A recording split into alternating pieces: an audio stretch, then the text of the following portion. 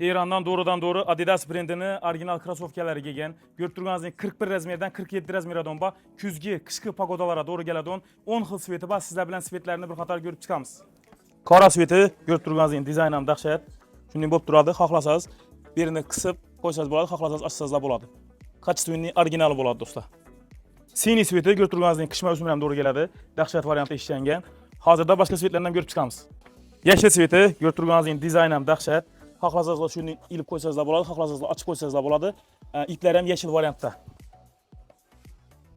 Oq sveti Adidasning original bo'ladi, kojinli bo'ladi.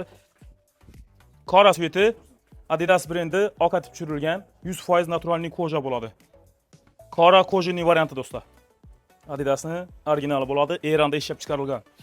Temniy siniy sveti zamush variantda bo'ladi, natural original koja bo'ladi do'stlar.